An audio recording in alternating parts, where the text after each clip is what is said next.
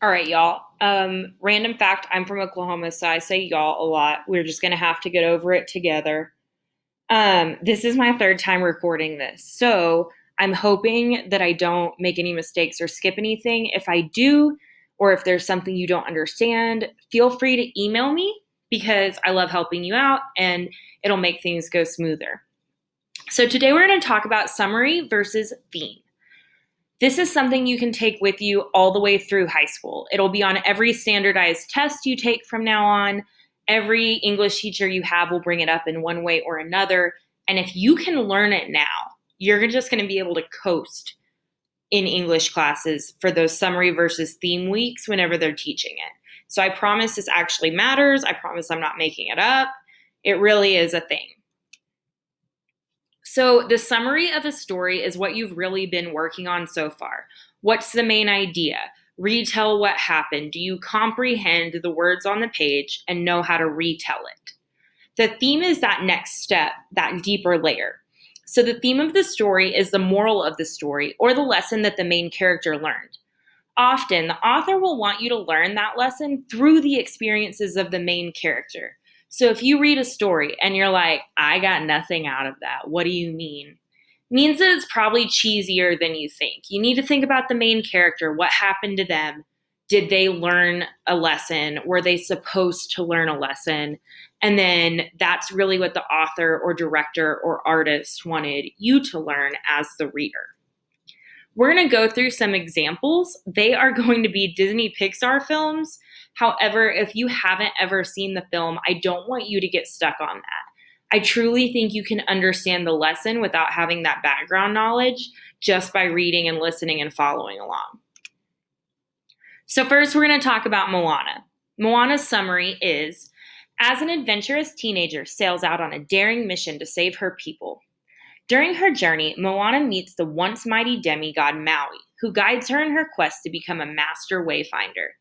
Together, they sail across the open ocean on an action-packed voyage, encountering enormous monsters and impossible odds.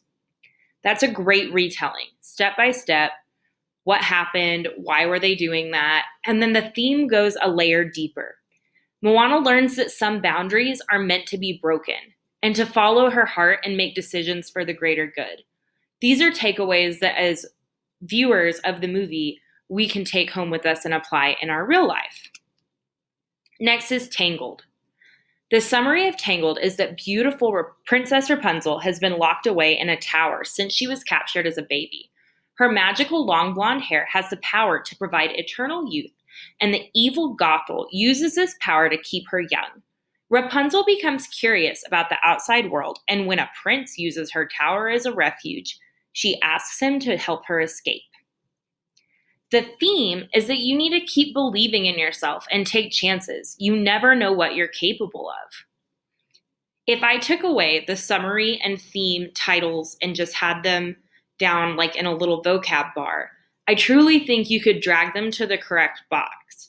We know that one of these things is a step-by-step and one of these is a lesson learned. Monsters, Inc. Summary. There's a reason why there are monsters in children's closet. It's their job. Monsters, Inc. is the most successful screen processing factory in the monster world, and there is no better scare than James P. Sullivan. But when Sully accidentally lets a little human girl into Monstropolis life turns upside down for him and his buddy Mike.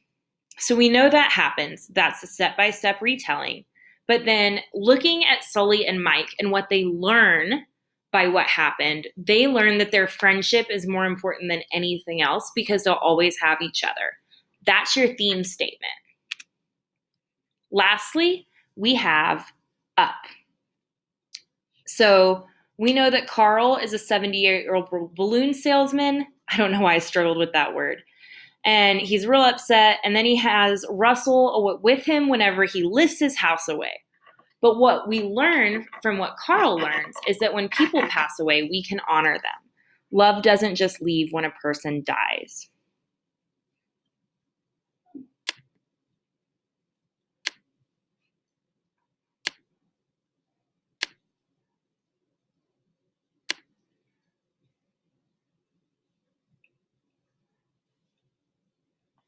All right, guys. So, what we're going to make sure we do moving forward is we are going to have you practice on Seventh Grade by Gary Soto. If I'm being honest, you can find a lot of this stuff online, but it's not going to help you.